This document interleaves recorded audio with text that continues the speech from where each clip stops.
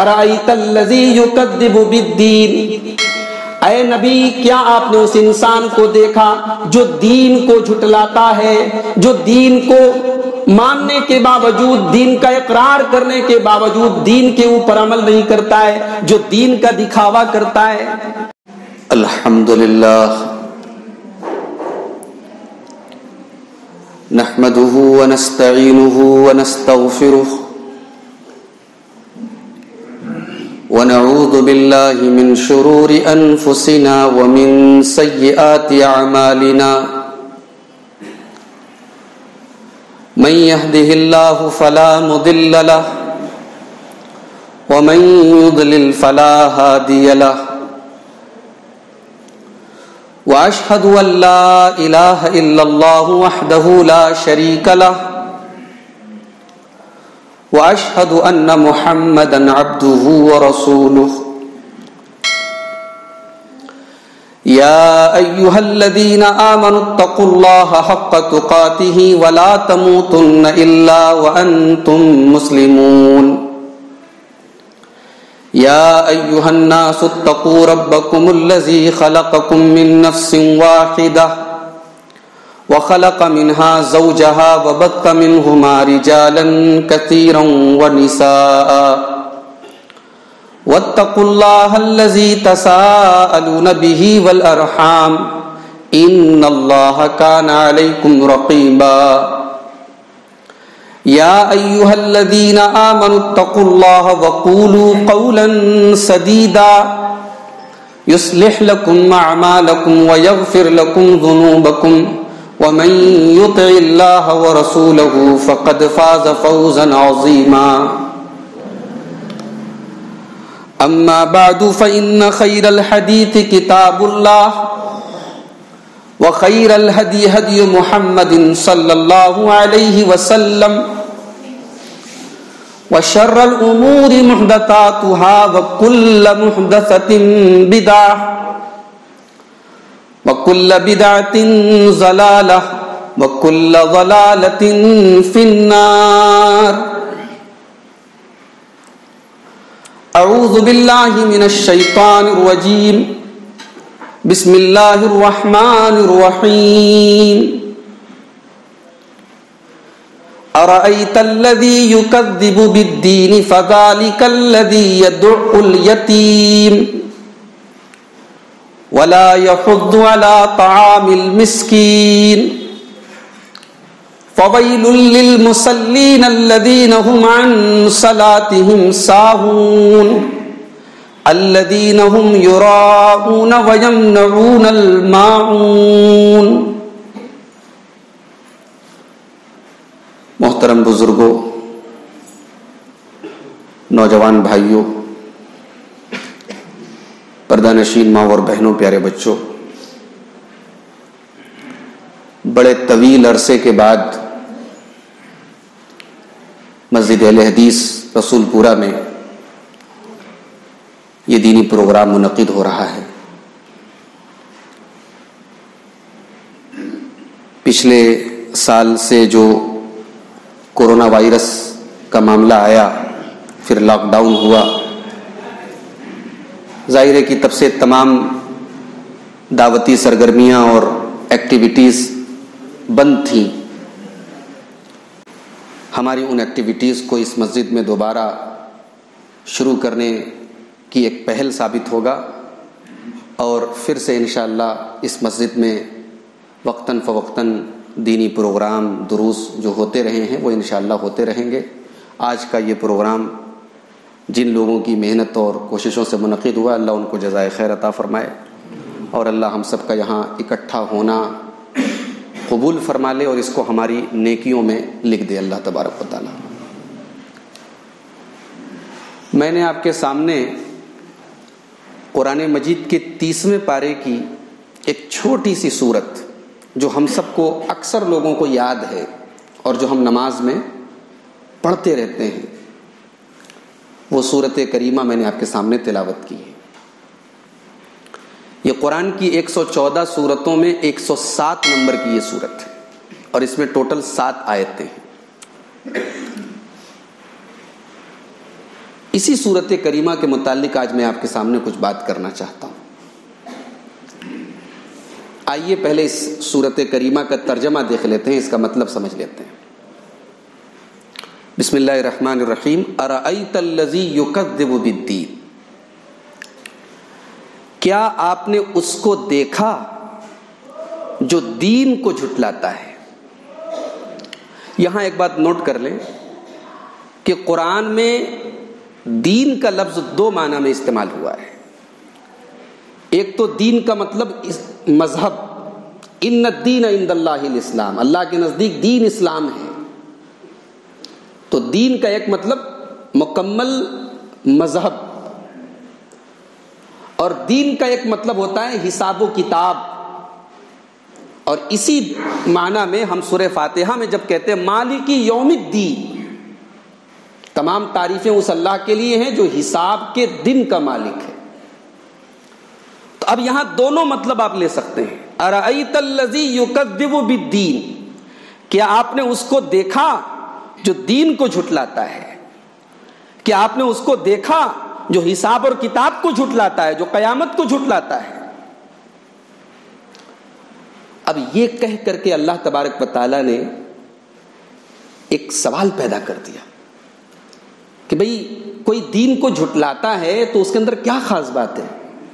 ایسی کون سی کوالٹی ہے اس کے اندر جو حساب اور کتاب کو نہیں مانتا ہے؟ اس کے اندر کون سی ایسی بات ہے کہ اللہ اس کا ذکر کر رہا ہے؟ ایک سوال پیدا ہوا، ایک شوق پیدا ہوا جاننے کا، ایک انٹرسٹ پیدا ہوا۔ اب اللہ آگے جواب دے رہا ہے۔ فَذَلِكَ الَّذِي يَدُعُّ الْيَتِيمَ، وہی تو ہے جو یتیم کو دھکے دیتا ہے، جو یتیم کو دباتا ہے، جو یتیم پر ظلم کرتا ہے۔ وَلَا يَحُضُّ عَلَىٰ طَعَامِ الْمِسْكِينِ، اور وہی تو ہے جو مسکین کو کھانا کھلانے پر دوسروں کو ابھارتا نہیں ہے۔ فَوَيْلٌ لِّلْمُصَلِّينَ، اب دیکھیے یتیم کا ذکر ہوا، مسکین کا ذکر ہوا، اب بالکل ایک الگ چیز اللہ نے ذکر کی۔ فَوَيْلٌ لِّلْمُصَلِّينَ، بربادی ہے، ویل ہے، جہنم کی ایک وادی ہے۔ ویل کا مطلب بربادی بھی ہوتا ہے، اور ویل جہنم کی ایک وادی، جہنم کے اندر ایک جگہ کا نام بھی ویل ہے۔ بربادی ہے، جہنم ہے ان لوگوں کے لیے جو نماز پڑھتے ہیں۔ کون سے نماز پڑھنے والوں کے لیے بربادی؟ الذین ھم عن صلاتہم ساہون، جو اپنی نماز سے غافل ہوتے ہیں۔ الذین ھم یراؤون، جو ریاکاری کرتے ہیں، دکھاوا کرتے ہیں۔ ویمنعون الماعون، اور ماعون سے بھی لوگوں کو منع کرتے ہیں، ماعون بھی نہیں دیتے ہیں۔ ماعون کا مطلب حضرت سعید ابن مسیب کہتے ہیں کہ ماعون جو ہے قریش کی زبان میں مال کو کہا جاتا ہے، یعنی مال نہیں دیتے، اللہ کی راہ میں مال خرچ نہیں کرتے۔ ایک تفسیر ماعون کی گئی زکوٰۃ نہیں دیتے۔ ایک تفسیر ماعون کی گئی کہ وہ چیزیں جو گھر میں استعمال ہونے والی کامن چیزیں ہیں، جن کو آدمی کسی کام میں آلے کے طور پر استعمال کرتا ہے، جیسے سوئی ہے، جیسے کلہاڑی ہے، جیسے ڈول ہے پانی کا، یہ وہ چیزیں جو گھر کی روزمرہ کی ضرورت کی چیزیں ہیں، یہ بھی وہ لوگ نہیں دیتے کسی کو۔ وَيَمْنَعُونَ الْمَاعُونَ۔ اور اما عائشہ رضی اللہ تعالیٰ عنہ نے اس آیت کی تفسیر میں کہا کہ ماعون سے مراد آگ، پانی اور نمک ہے۔ آگ، بھئی کسی کو آگ کی ضرورت ہے، کسی کو پانی کی ضرورت ہے، کسی کو نمک کی ضرورت ہے، یہ اتنے بخیل اور کنجوس لوگ ہیں۔ وَيَمْنَعُونَ الْمَاعُونَ، یہ کسی کو وہ چیز بھی نہیں دیتے۔ یہ سورت کریمہ کا ایک ترجمہ مختصر سا میں نے آپ کے سامنے پیش کیا۔ یہ جو سورت ہے یہ ہمیں دینداری کی دو الگ الگ کیٹیگریز سے ہمیں واقف کراتی ہے کہ دینداری دو ٹائپ کی ہوتی ہے۔ ایک ہوتی ہے حقیقی دینداری اور ایک ہوتی ہے رسمی دینداری۔ ایک ہوتا ہے دیندار ہونا اور ایک ہوتا ہے دیندار ہونے کا دکھاوا کرنا۔ ایک ہوتا ہے دین پر عمل کرنا اور ایک ہوتا ہے کہ دین سے بس لگے رہنا۔ اللہ کو دینداری چاہیے، دینداری کا دکھاوا نہیں چاہیے. اللہ کو حقیقی دینداری چاہیے، اللہ کو رسمی دینداری نہیں چاہیے. اب اس تمہید کی روشنی میں ابھی سورۃ کریمہ کا مطالعہ کیجیے. ارأیت الذی یکذب بالدین، اے نبی کیا آپ نے اس انسان کو دیکھا جو دین کو جھٹلاتا ہے، جو دین کو ماننے کے باوجود، دین کا اقرار کرنے کے باوجود دین کے اوپر عمل نہیں کرتا ہے، جو دین کا دکھاوا کرتا ہے. کون ہے وہ؟ فذالک الذی یدع الیتیم، یہ وہ بے رحم انسان ہے جو یتیم کو دھکے دیتا ہے. بھئی ایک انسان اگر اللہ کو نہیں مانتا، قیامت کو نہیں مانتا، تو بہت سارے برے کام کرتا ہے. وہ شراب بھی پیتا ہے، زنا بھی کرتا ہے، قتل بھی کرتا ہے. اللہ نے یہاں یہ کیوں ذکر کیا کہ یتیم کو دھکے دیتا ہے؟ اللہ نے ہزاروں برائیوں میں سے اس ایک برائی کو کیوں یہاں مینشن کیا، کیوں یہاں ذکر کیا؟ دیکھو یتیم کس کو کہتے ہیں؟ یتیم اس کو کہتے ہیں جو بچپن میں جس کے ماں باپ یا صرف باپ کا انتقال ہو گیا ہو. بالغ ہونے کے بعد اگر کسی کے ماں باپ کا انتقال ہوا ہے تو شریعت کی ٹرم میں وہ یتیم نہیں ہے. لغوی اعتبار سے، زبان کے اعتبار سے ہم اس کو یتیم کہہ سکتے ہیں، اس کے ماں باپ کا انتقال ہو گیا. لیکن شریعت کی ٹرم میں جو بچہ نابالغ ہے وہ یتیم ہے. نابالغ نہیں ہے، بالغ نہیں ہے تو ظاہر ہے کہ یہ بھی کمزور ہے، بھی اپنے پیروں پہ کھڑا نہیں ہے، باپ کا سہارا چلا گیا، اب وہ یتیم ہے. اب یہ بات نوٹ کر لیجئے کہ دنیا میں جب ہم کمزور لوگوں کی کیٹیگری بنائیں گے تو ان کمزوروں میں سب سے کمزور لوگوں میں یتیم کی بھی گنتی ہوتی ہے، کیونکہ یتیم کا کوئی پرسان حال نہیں ہوتا. ایک انسان کا باپ اگر دنیا سے چلا جائے، ایک بچے کی ماں دنیا سے چلی جائے، بے سہارا ہو جاتا ہے. اور جس کا کوئی سہارا نہ ہو اس کا اللہ سہارا ہے. اسی لیے اللہ نے قرآن میں جہاں پر بھی مال خرچ کرنے کا حکم دیا ہے، صدقہ کرنے کا حکم دیا ہے، مدد کرنے کا حکم دیا ہے، وہاں یتیم کا ضرور ذکر کیا ہے. یسألون ماذا ينفقون قل ما انفقتم من خیر فللوالدین والاقربین والیتامی. اے نبی لوگ آپ سے سوال کرتے ہیں کہ کہاں کہاں خرچ کریں. کہو اپنے والدین پر خرچ کرو، اپنے رشتہ داروں پر خرچ کرو اور یتیموں پر خرچ کرو. وَاعْبُدُوا اللَّهَ وَلَا تُشْرِكُوا بِهِ شَيْئًا وَبِالْوَالِدَيْنِ إِحْسَانًا وَبِذِي الْقُرْبَى وَالْيَتَامَى وَالْمَسَاكِينِ. سورہ نساء کے اندر فرمایا والدین کے ساتھ اچھا سلوک کرو اور یتیموں کے ساتھ اچھا سلوک کرو. یہ قرآن کا بالکل عام انداز ہے کہ قرآن نے جہاں پر بھی اللہ کی راہ میں مال خرچ کرنے کا ذکر کیا وہاں یتیم کا بھی ذکر کیا ہے. اور یتیم کو دھکے دے، کوئی یتیم کو دبائے تو بہت بے رحم آدمی ہے. وہ دیندار ہونے کا دعویٰ کر کے اگر ایسا کام کرے تو اللہ کہہ رہا ہے وہ دینداری کا ڈھکوسلا کر رہا ہے، وہ دینداری کا دکھاوا کر رہا ہے. وہ دیندار نہیں ہے، وہ یکذب بالدین ہے. وہ دین اگر کلمہ پڑھ بھی رہا ہے تو وہ دین کو جھٹلا رہا ہے. اور ایک بات اور بتاؤں، بہت ساری برائیوں سے انسان اس لیے بھی بچتا ہے کہ کوئی نہ کوئی روکنے والا ہوتا ہے. ہم کسی کا مال ہڑپنے سے کبھی کبھی اس لیے بھی اپنے آپ کو بچا لیتے کہ ہمیں ایک ڈر ہوتا ہے. بھئی یتیم کے بارے میں کوئی ڈر نہیں ہے، اس کا سپورٹ کرنے والا کون ہے، اس کے سر پہ ہاتھ پھیرنے والا کون ہے. تو یتیم کے ساتھ جو ہے بڑا آسان ہے اس کے ساتھ ظلم کرنا. فذالک الذی یدع الیتیم، وہ یتیم کو دھکے دیتا ہے. اور یہی وجہ ہے کہ اللہ نے ہمارے اور آپ کے پیارے نبی جناب محمد الرسول اللہ صلی اللہ علیہ وسلم کو بھی یتیم بنایا. ہمارے نبی کو یتیم کیوں بنایا اللہ نے؟ علماء نے لکھا ہے اللہ نے اپنے نبی کو یتیم اس لیے بنایا کہ ایک بچہ جب تک ماں باپ کے سہارے میں رہتا ہے بہت سی چیزوں سے بے فکر رہتا ہے. میری ماں دیکھ لے گی، میرا باپ دیکھ لے گا. لیکن جو یتیم ہوگا اس کا پورا توکل اللہ کی ذات پر ہوگا.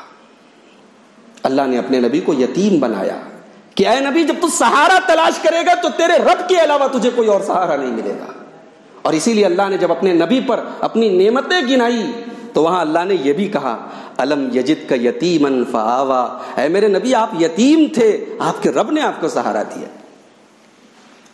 اور اللہ نے اپنے نبی کو یتیم اس لیے بھی بنایا کہ بہت ساری چیزیں ایسی ہوتی ہیں جب تک ہم خود اس کو فیس نہ کریں ہم اس درد کو محسوس نہیں کر سکتے.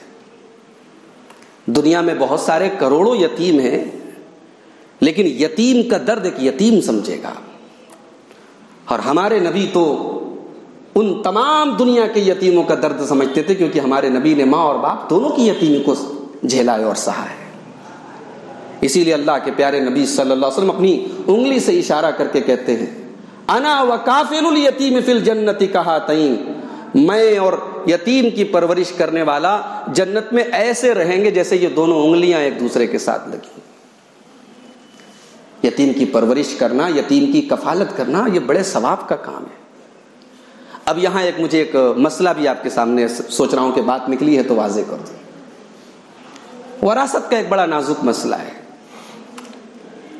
دادا کی زندگی میں بیٹے کا انتقال ہو گیا. اب جو پوتا ہے، یتیم پوتا، وہ دادا کی وراثت کا حقدار نہیں ہے. یہ شریعت کا مسئلہ ہے.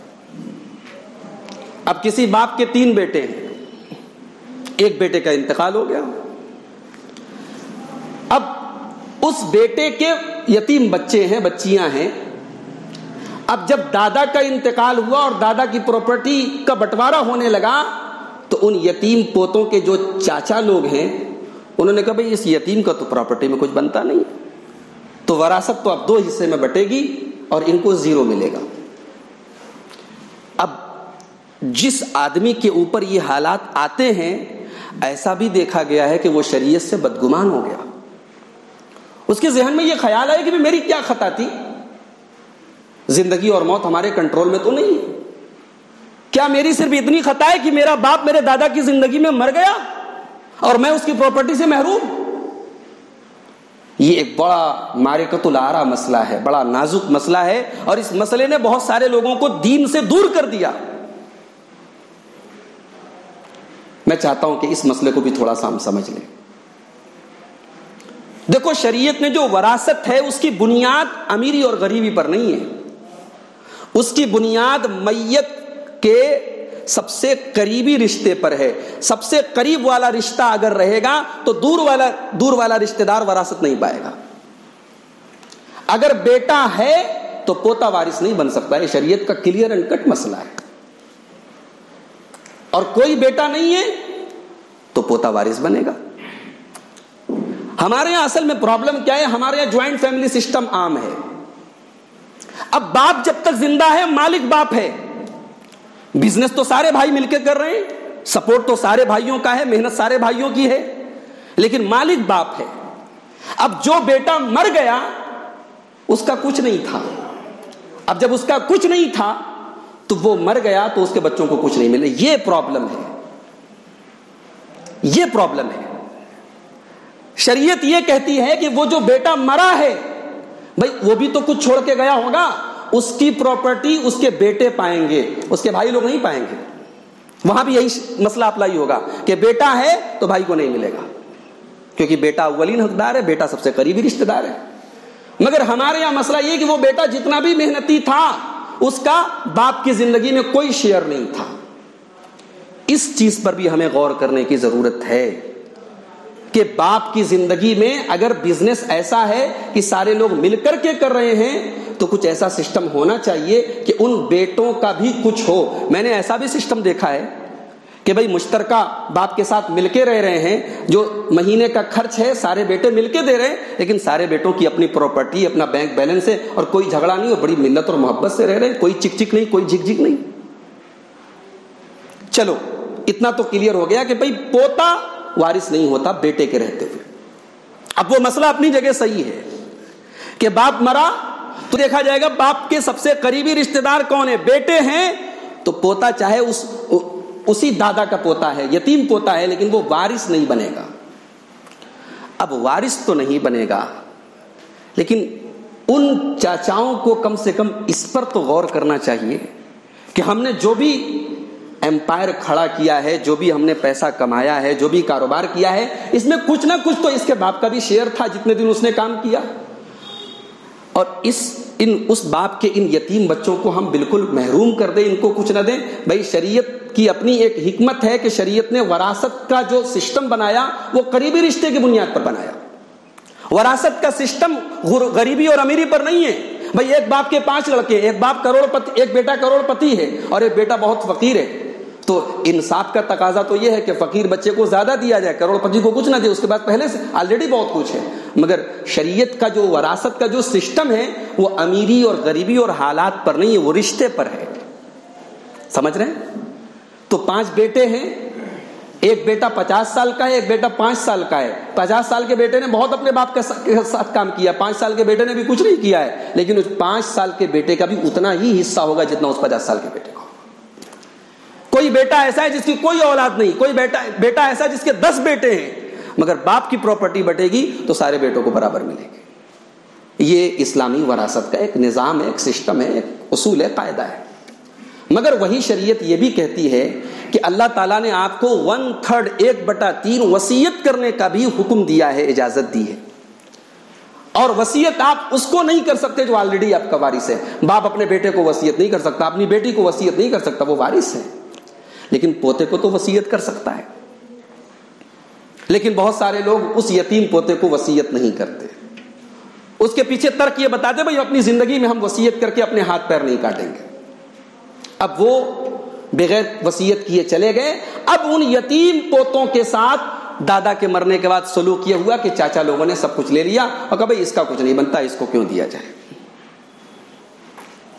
تو بھائی میرے، اللہ نے عام یتیم کے ساتھ اچھا سلوک کرنے کا حکم دیا ہے. وہ یتیم تو آپ کا بھتیجا ہے. اس مال کی محبت میں کتنے ڈوبے تم جا رہے ہو کہ اپنے اس یتیم پوتے کو اس پراپرٹی اور اس وراثت میں جس میں کہیں نہ کہیں اس کے باپ کا بھی رول ہے تم مکمل محروم کر رہے ہو. اس کا مطلب کہ فذالک الذی یدعو الیتیم، یہ وہی ہے جو یتیم کو دھکے دیتا ہے، یہ وہی ہے جو یتیم کو دباتا ہے. اصل میں ہم لوگ جو ہے نا وہ ڈنڈے کے زور پہ چلنے والے لوگ ہیں. شریعت نے اگر کہا ہوتا کہ اس یتیم پوتے کو 2 کمپلسری، تب تو جھک مار ہم دیتے. لیکن شریعت نے آپشن دے دیا نا، وصیت کر سکتے ہو. تو اب جہاں شریعت ہمیں اجازت اور آپشن دے دیتی ہے، وہاں مال کا مارا اور مال کی ہوس کا شکار یہ انسان اپنے بچنے کے راستے ڈھونڈ لیتا ہے. تو عام یتیم کو جب دبانے والے کو اللہ نے اتنا برا کہا ہے میرے بھائی، تو آپ کا اپنا بھتیجا ہے، آپ کا رشتہ دار ہے، آپ کا قریبی ہے، اس یتیم کے ساتھ آپ ایسا ظلم مت کیجیے. فذالک الذی یدعو الیتیم، کیا آپ نے دیکھا اس کو جو دین کو جھٹلاتا ہے؟ یہ وہی ہے جو یتیم کو دباتا ہے. اور ایک بات بتاؤں، قیامت کے دن جو منزل ہوگی بڑی مشکل ہوگی، اور اس منزل کو پار کرنے کے لیے اللہ نے کچھ کام بتائے ہیں قرآن میں. سورہ بلد اٹھائیے، قرآن کریم کے 30ویں پارے کے اندر ایک سورت ہے سورہ بلد. وما ادراک ما العقبہ فک رقبہ او اطعام فی یوم ذی مسغبہ یتیما ذا مقربہ او مسکینا ذا متربہ. اے انسان، کیا تو نے اس مشکل وادی کو کراس کیا ہے؟ کون سے مشکل وادی؟ فک و رقبہ. کیا تو نے کبھی کسی کی گردن آزاد کی ہے؟ کسی بے قصور آدمی کو جو قید میں تھا، غلام تھا، اس کو تو نے آزاد کرایا ہے؟ او یتیما ذا او اطعام فی یوم ذی مسغبہ، کیا تو نے کبھی کسی بھوک اور پیاس کے دن کھانا کھلایا ہے؟ یتیما ذا مقربہ، کسی ایسے یتیم کو جو تیرا رشتہ دار بھی تھا. او مسکینا ذا متربہ، یا کسی ایسے مسکین کو جو بیچارہ زمین میں پڑا ہوا تھا. تو یتیم کا بہت حق ہے میرے بھائی. اگر آپ کے آس پاس میں، آپ کے خاندان میں، آپ کے ریلیشن میں کوئی یتیم ہو، بے سہارا ہو، اس کے سہارا بن جاؤ. دلوں کی سختی کو دور کرنے کا ایک طریقہ اللہ کے نبی نے یہ بھی بتایا ہے. ایک صحابی اللہ کے نبی کے پاس آئے اور کہا کہ یا رسول اللہ، مجھے اپنے دل کے اندر بڑی سختی محسوس ہوتی ہے. اللہ کے نبی نے فرمایا امسح براس الیتیم، کسی یتیم کے سر پہ ہاتھ پھیر. تو پہلی چیز اللہ نے پہلی کوالٹی بتائی کہ یتیم کو دھکے دیتا ہے. دوسری کوالٹی ولا یحض علی طعام المسکین، اور مسکین کو کھانا کھلانے پر لوگوں کو ابھارتا نہیں ہے. علامہ ابن کثیر نے لکھا کہ جو ابھارے گا نہیں، اس کا مطلب وہ خود بھی نہیں کھلائے گا. بھئی جو کھلائے گا وہی تو دوسروں کو ابھارے گا.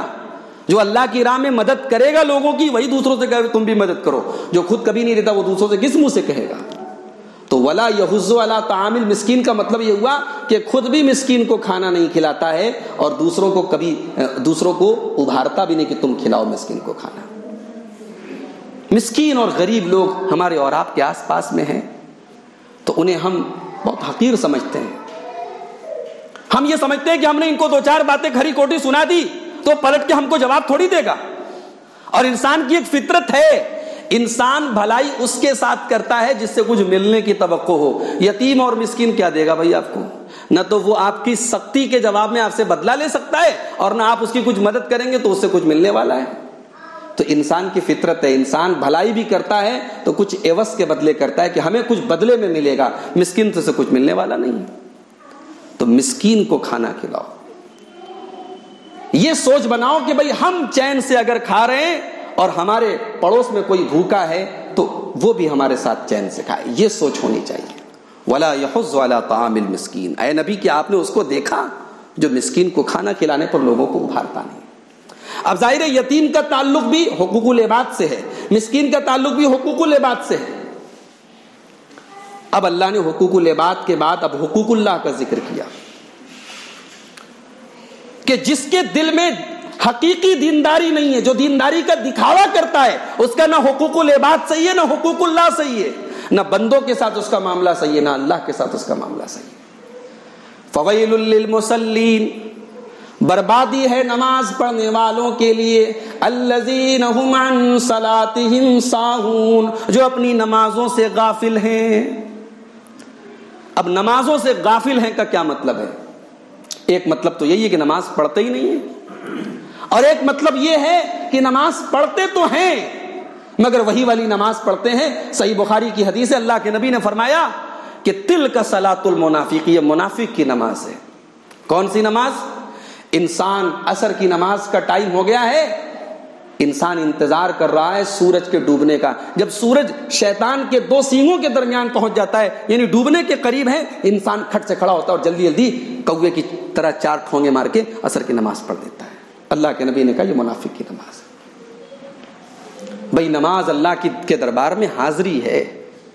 اللہ کی بارگاہ میں ہم عبادت کرنے کے لیے, اللہ کا ذکر کرنے کے لیے کھڑے ہوتے ہیں. ہم کتنی توجہ کے ساتھ نماز پڑھ رہے ہیں, کتنے خشوع اور خضوع کے ساتھ نماز پڑھ رہے ہیں, اسی کے حساب سے نماز ہماری قبول ہوگی. صحابہ کرام نماز پڑھتے تھے, ایسا لگتا تھا کہ ان کے سروں پہ چڑیا بیٹھی ہے. ان کی نمازوں میں اتنا خشوع اور خضوع تھا کہ آس پاس کی دنیا سے اور ماحول سے وہ بے خبر ہو جاتے تھے. اور ایک ہماری نماز ہے کہ ہم نماز پڑھ رہے ہیں اور ہماری توجہ کہیں ہے, ہمارا دماغ کہیں ہے, ہمارا خیال کہیں ہے. فویل للمصلین الذین هم عن صلاتهم ساہون, بربادی ہے ان نماز پڑھنے والوں کے لیے جو نماز سے غافل ہیں. یعنی یا تو نماز پڑھتے ہی نہیں ہیں یا نماز پڑھتے ہیں لیکن ان کی نمازوں میں خشوع اور خضوع نہیں ہے. اور یہی بات اللہ نے قرآن کے 18ویں پارے کے شروع میں کہی, قد افلح المؤمنون الذین هم فی صلاتهم خاشعون. کامیاب ہیں وہ ایمان والے جن کی نمازوں کے اندر خشوع اور خضوع پایا جاتا ہے. خشوع کا مطلب اللہ کا ڈر, نماز میں اللہ کا ڈر ہو کہ ہم اللہ کے سامنے کھڑے ہیں.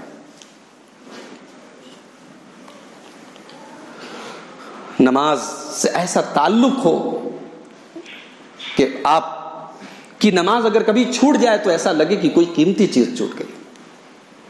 یہی لاک ڈاؤن کا پیریڈ ہم نے دیکھا ہے. ہم چاہ رہے تھے کہ مسجد میں آئیں لیکن ہم مسجد میں نہیں آ سکتے تھے. ہم نے تراویح کی نماز اپنے گھروں میں پڑھی, ہم نے جمعے گھروں میں قائم کی, ہم نے عیدین کی نمازیں گھروں میں پڑھی. کیا ایسا دور ہم نے کبھی دیکھا تھا؟ آج پھر مسجدیں اوپن ہیں مگر ہم نمازوں کے لیے حاضر نہیں ہو رہے میرے بھائی. صحابہ کرام ایک وقت کی نماز اگر چھوٹ جاتی تھی کسی مجبوری کی وجہ سے تو ان صدمہ ہوتا تھا, ان کو تکلیف ہوتی تھی. غزوہ خندق کے موقع پر اللہ کے پیارے نبی صلی اللہ علیہ وسلم مشرکین کے ساتھ جہاد کر رہے ہیں. ظاہر دین کا کام کر رہے ہیں, اللہ کا کام کر رہے ہیں.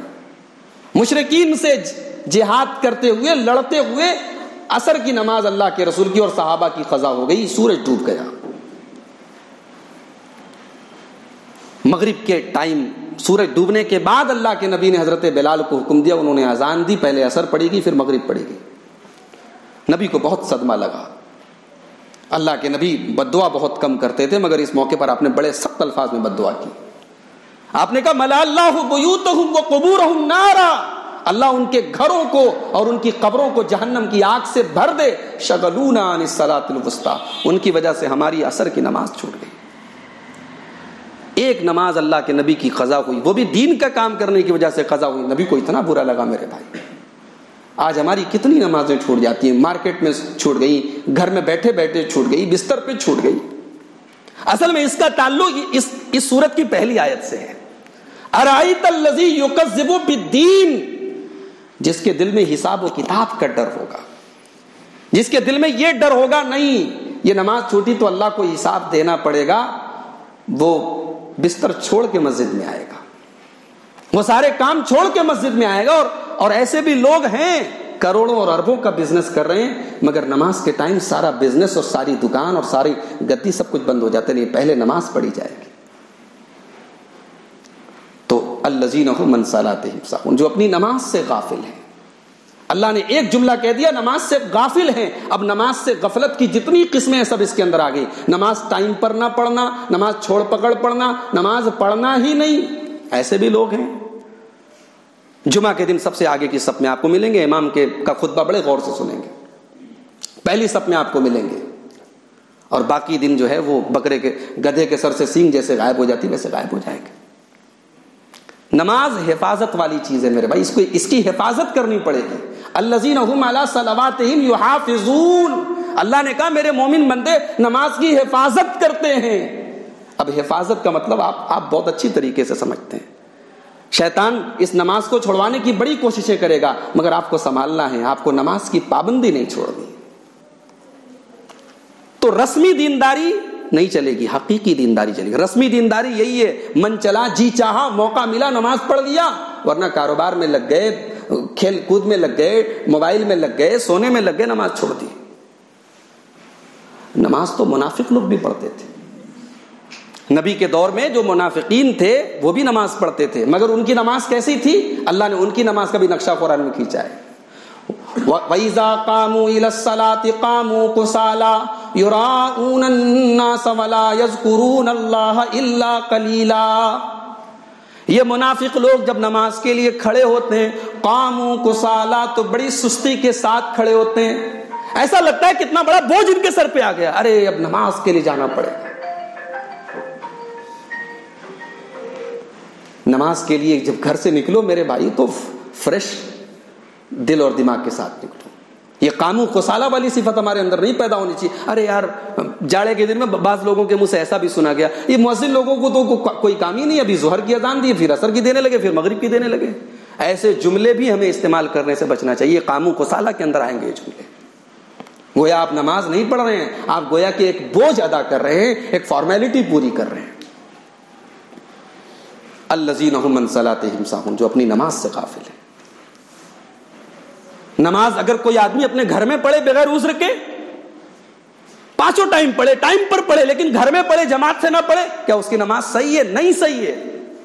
بخاری کی حدیث ہے، عشاء کی نماز کا وقت تھا، اللہ کے نبی کو پتا چلا کچھ منافقین ہیں جو اپنے گھروں میں بیٹھے ہوئے ہیں، عشاء کی نماز میں نہیں آئے.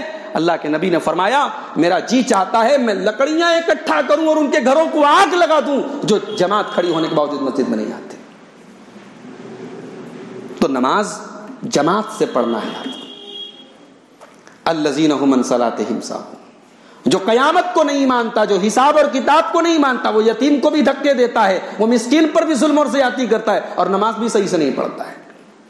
الذین هم عن صلاتہم ساہون، نماز سے غافل ہے. وَيَمْنَعُ الَّذِينَ هُمْ يُرَاءُونَ، اور وہ لوگ ریاکاری کرتے ہیں. یہ ریاکاری بڑی خطرناک چیز ہے میرے بھائی. حضرت محمود ابن لبید رضی اللہ تعالیٰ عنہ کہتے ہیں اللہ کے رسول نے فرمایا کہ ان اخوف ما اخاف علیکم الشرک الاصغر، اے میری امت کے لوگوں مجھے سب سے زیادہ ڈر تمہارے بارے میں ہے تو اس بات کا ڈر ہے کہ کہیں تم شرک اصغر، چھوٹے والے شرک میں نہ پڑ جاؤ. صحابہ نے پوچھا اللہ کے رسول یہ چھوٹا والا شرک کیا ہے؟ اللہ کے نبی نے فرمایا الریا، ریاکاری ہے. جو لوگ دنیا میں ریاکاری کرتے ہیں کل قیامت کے دن اللہ تبارک و تعالیٰ ان سے کہے گا اذهبوا الى الذين كنتم تراؤون، جن کو دکھانے کے لیے تم نماز پڑھتے تھے، جاؤ ان سے جا کے نماز کا ثواب لے لو، میں تمہیں ثواب دینے والا نہیں۔ اللہ کو اخلاص والی عبادت چاہیے میرے بھائی، اللہ کو وہ نماز چاہیے جو اللہ کے لیے پڑھی جائے، اللہ کو وہ صدقہ چاہیے جو اللہ کے لیے دیا جائے، اللہ کو وہ حج چاہیے جو اللہ کو خوش کرنے کے لیے کیا جائے۔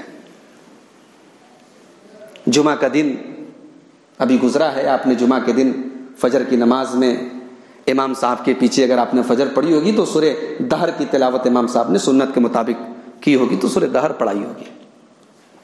سورہ دہر میں اللہ تعالیٰ نے اپنے کچھ نیک بندوں کا ذکر کیا، وَيُطْعِمُونَ الطَّعَامَ عَلَى حُبِّهِ مِسْكِينًا وَيَتِيمًا وَأَسِيرًا، میرے نیک بندے مسکینوں کو کھانا کھلاتے ہیں، یتیموں کو کھانا کھلاتے ہیں، قیدیوں کو کھانا کھلاتے ہیں۔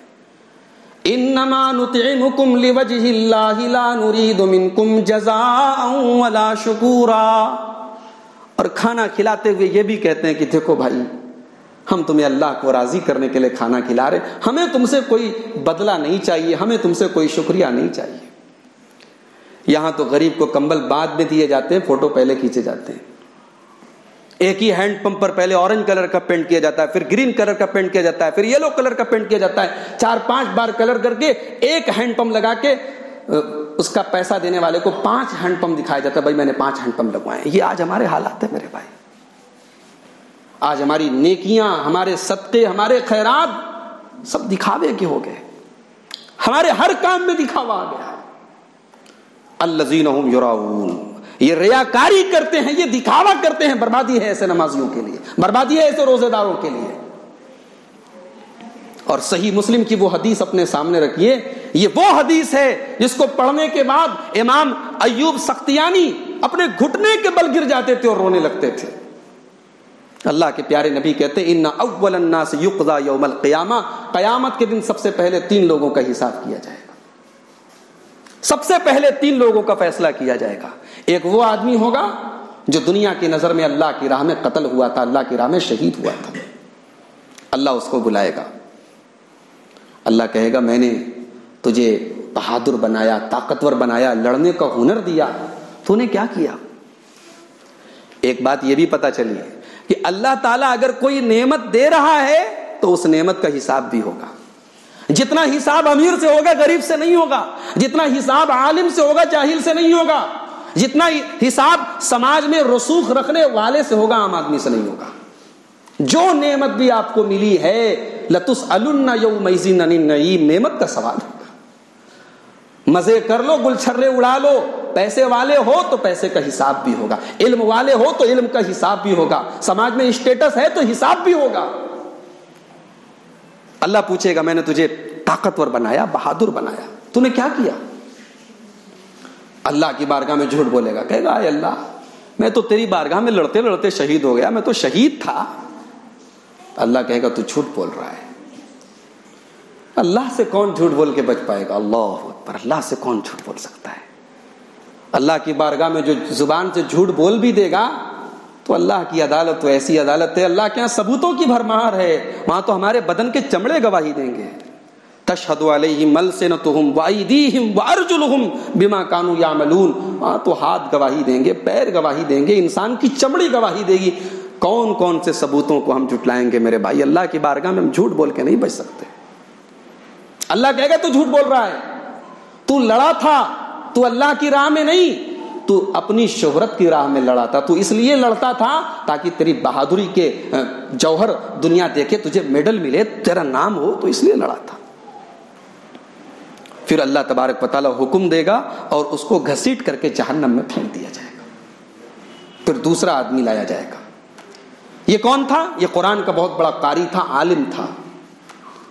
اس سے پوچھے گا اللہ میں نے تجھے قرآن کا عالم بنایا، میں نے تجھے قرآن سکھایا، تو نے کیا کیا؟ کہے گا اے اللہ میں نے تیری راہ میں قرآن پڑھا، میں نے لوگوں کو قرآن پڑھایا، میں نے راتوں میں تہجد میں قرآن پڑھا۔ اللہ کہے گا تو جھوٹ بول رہا ہے، تو نے قرآن ضرور پڑھا، تو نے علم ضرور سیکھا، مگر تیرا مقصد مجھے راضی کرنا نہیں تھا، تیرا مقصد تو خود کو عالم کہلوانا تھا، خود کو قاری کہلوانا تھا۔ فَأُمِرَ بِهِ فَصُحِبَ عَلَى وَجْهِهِ فِي النَّارِ، اس کو بھی گھسیٹ کے جہنم میں پھینک دیا جائے گا۔ اس کے بعد ایک تیسرا آئے گا، یہ بہت بڑا ارب پتی تھا، پیسے والا تھا. اللہ پوچھے گا بڑا پیسہ دیا تھا تم کو، کیا کیا تم نے؟ کہے گا اے اللہ جہاں مجھے پتا لگا کہ پیسہ دینے سے تو راضی ہوتا ہے وہاں میں نے خرچ کیا.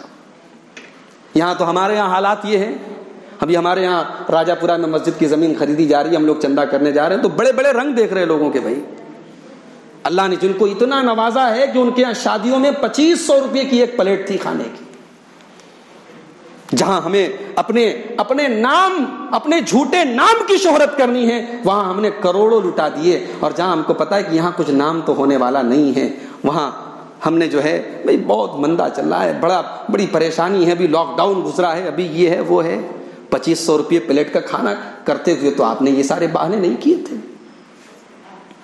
دل چھوٹے ہیں میرے بھائیوں ہمارے، مال کی محبت ہمارے دلوں میں ایسی رچ بس گئی ہے، ہمیں ایسا لگتا ہے کہ یہ ہم اپنا مال اور پراپرٹی لے کے جائیں گے. نہیں بھائی، کوئی لے کے نہیں جائے گا. جس دن سانسوں کی ڈور ٹوٹے گی سب ٹھاٹ پڑا رہ جائے گا. جب لات چلے گا بنجارا کچھ لے کے نہیں جا پاؤ گے. جس موبائل کو بہت سنبھال کے رکھتے ہو یہ موبائل تمہارے بچوں کے ہاتھ میں آئے گا، تمہارے ساتھ قبر میں نہیں جائے گا. جس گھر کو بڑے شوق سے نقاشیاں بنائی ہیں وہ گھر تمہارے بغیر اس گھر کے لوگ خوش رہیں گے، اس گھر میں تم نہیں رہو گے، تم قبرستان میں اس 2 گز زمین کے اندر ہی تم جاؤ گے. ریس لگی ہوئی ہے، ریس لگی ہوئی ہے. اس کے پاس اتنا پیسہ ہے تو میرے پاس اس سے زیادہ ہونا چاہیے، اس کا کاروبار اتنا بڑا ہے میرا اس سے بڑا ہونا چاہیے.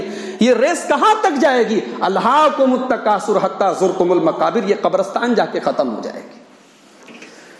یہ موت والے دن یہ ریس ختم ہو جائے گی میرے بھائی. کچھ نہیں لے کے جاؤ گے، وہاں کام آئیں گی تو تمہاری نیکیاں کام آئیں گی. وہ جو تم نے اللہ کے گھر کے لیے جو دیا ہے، جو تم نے اللہ کے دین کے لیے دیا ہے، وہی انویسٹمنٹ وہاں کام آئے گا. دنیا بھر میں تم نے جو انویسٹ کیا وہاں کام آنے والا نہیں. مال کی محبت ہمارے دلوں میں رچی بسی ہے میرے بھائی. صحابہ کرام کے پاس بھی مال تھا، مگر اللہ کے لیے خرچ کرنے کی بات آئی صحابہ نے پرواہ نہیں کی کہ میرے پاس کیا رہے گا کیا نہیں رہے گا.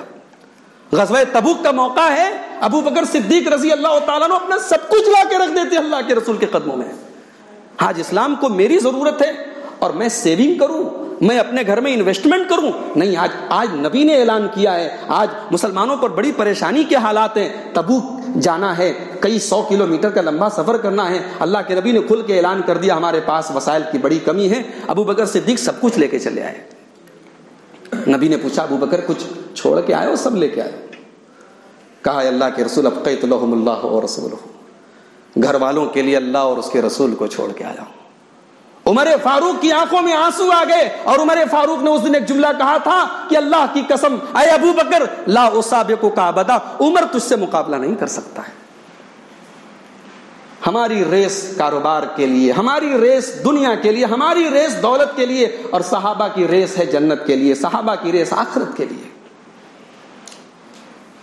ایک صحابی اپنے مکان کی باؤنڈری کر رہے تھے، باؤنڈری میں بغل والے کا ایک پیڑ آ گیا.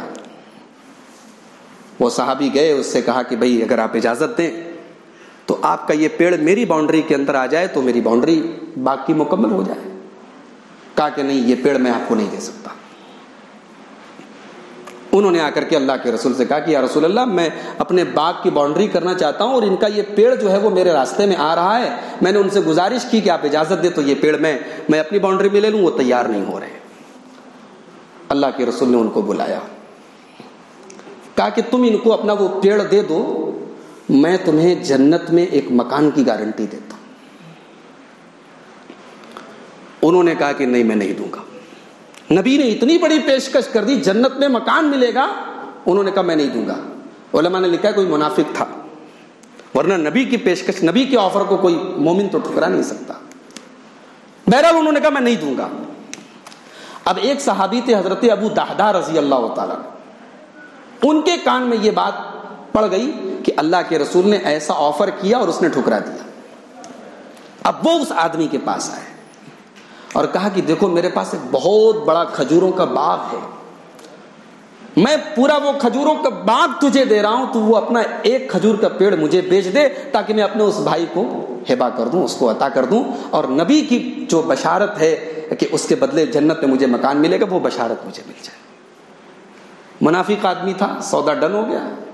حضرت ابو دحدہ نے کھجوروں کا اپنا باغ اس کے حوالے کر دیا اور اس سے کہا کہ بھئی ٹھیک ہے، اب ہمارا پیڑ جو ہے وہ اب آپ کا ہو گیا۔ اب حضرت ابو دہدہ رضی اللہ تعالیٰ عنہ یہ سودا ڈن کرنے کے بعد اپنے اس کھجوروں کے باغ میں آئے اور اپنی بیوی ام دہدہ جو اسی باغیچے کے اندر تھی ان کو باہر سے آواز لگائی کہ اے ام دہدہ اب اس باغ سے چلی آؤ، یہ باغ میں نے جنت میں ایک مکان کے بدلے اللہ کی راہ پہ دے دیا۔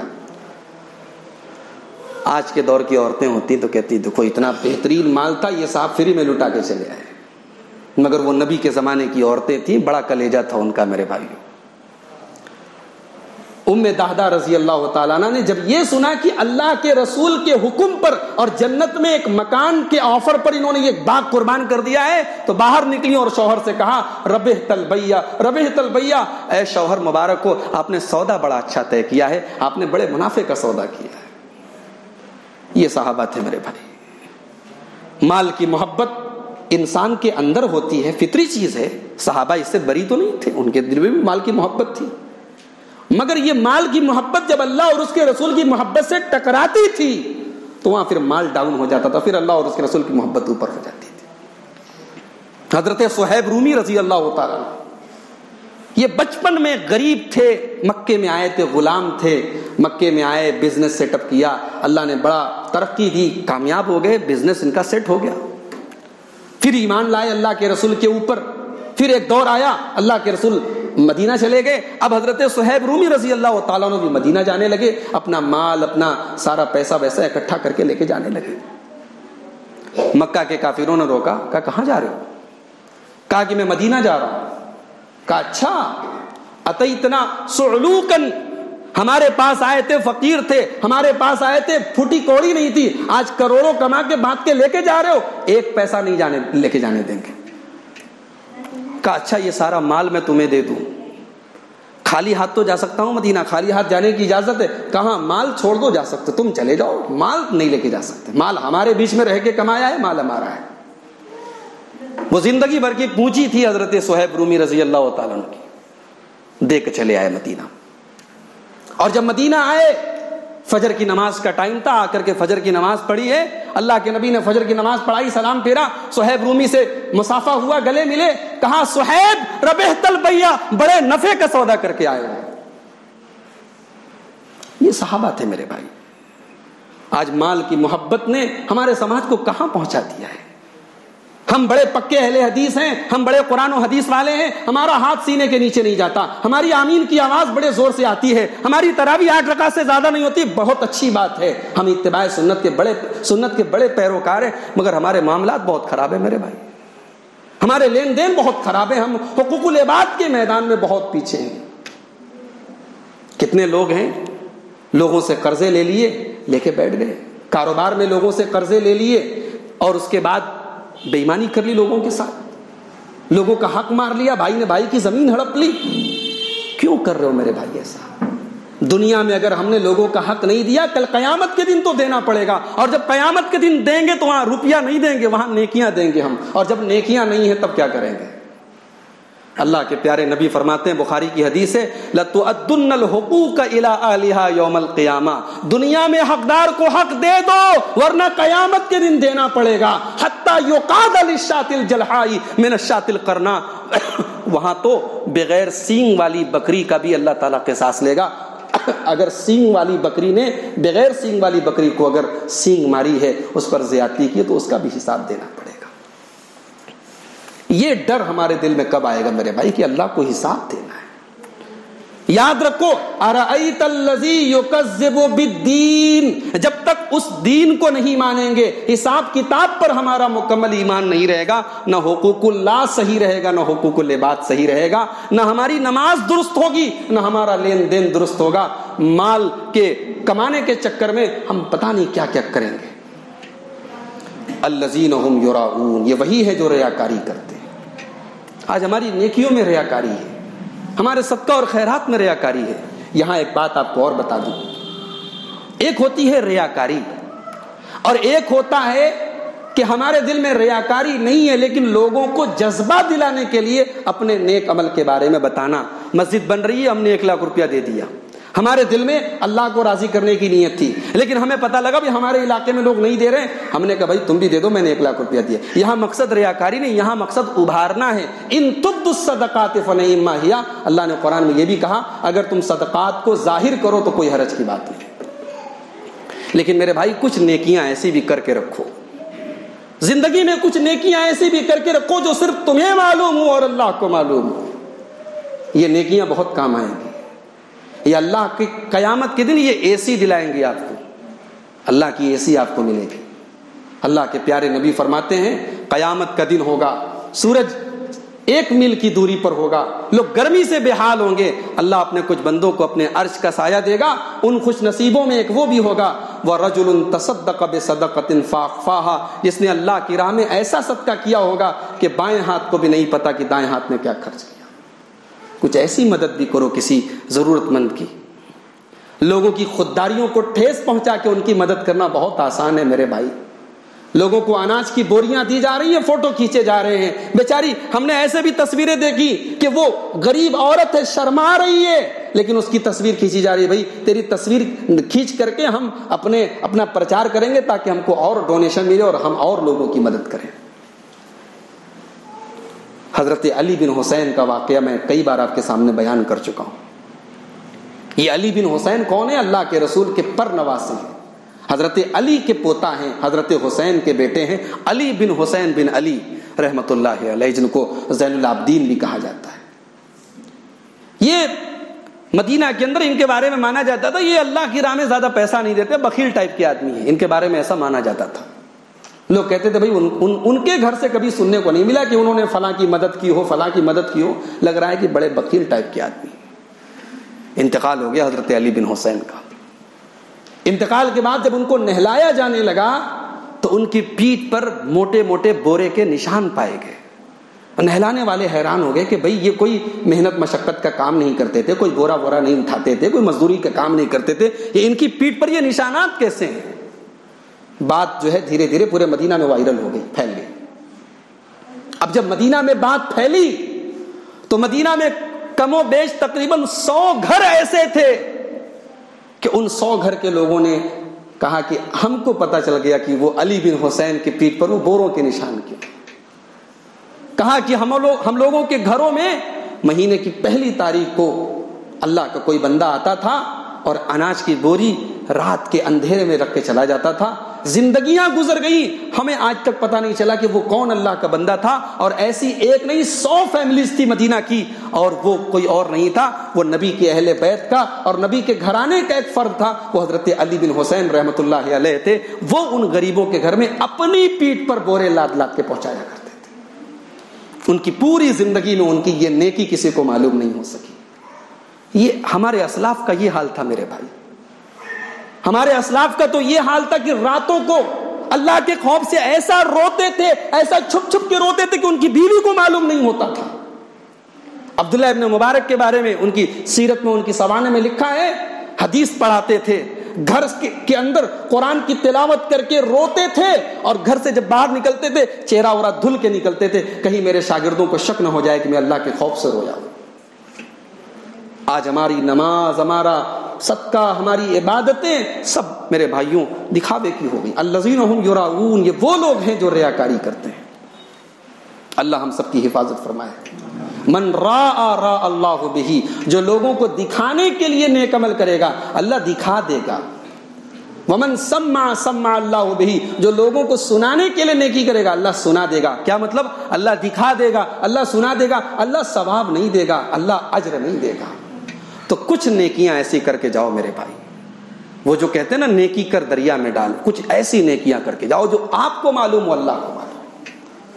اور آخری آیت سورۃ کریمہ کی، وَيَمْنَعُونَ الْمَاعُونَ، جو دین کو نہیں مانتا، جو حساب و کتاب کو نہیں مانتا، وہ مال کی محبت میں اتنا چور ہو جاتا ہے۔ وَيَمْنَعُونَ الْمَاعُونَ، وہ نمک بھی کسی کو نہیں دیتا، وہ سوئی بھی کسی کو نہیں دیتا، وہ پانی بھی کسی کو نہیں دیتا، وہ اتنا طبیعت کا اتنا چھوٹا ہو جاتا ہے اور دل کا اتنا تنگ ہو جاتا ہے کہ وہ معاون بھی نہیں دیتا ہے۔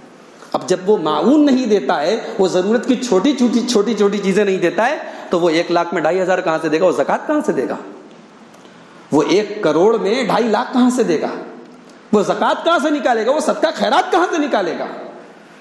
تو صدقہ اور خیرات تو وہ لوگ کرتے ہیں وَيُطْعِمُونَ الطَّعَامَ عَلَىٰ حُبِّهِ مِسْكِينًا وَيَتِيمًا وَأَسِيرًا، اللہ کی راہ میں صدقہ کرتے ہیں، لوگوں کی مدد کرتے ہیں اور کہتے ہیں اِنَّمَا نُطْعِمُكُمْ لِوَجْهِ اللَّهِ، ہم اللہ کو راضی کرنے کے لیے تمہاری مدد کرتے ہیں۔ إِنَّا نَخَافُ مِن رَّبِّنَا يَوْمًا عَبُوسًا قَمْطَرِيرًا، ہم قیامت کے دن سے ڈرتے ہیں، ہم اللہ کے سامنے حساب دینے سے ڈرتے ہیں۔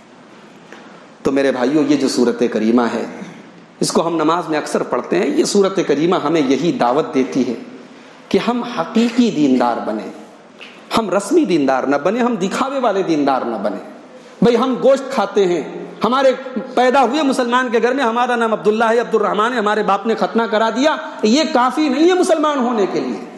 اسلام ایک مکمل دین ہے اور یہ دین ہم سے تقاضا کرتا ہے کہ اس دین پر عمل کیا جائے، وہ دین ہماری زندگی میں نظر آنا چاہیے۔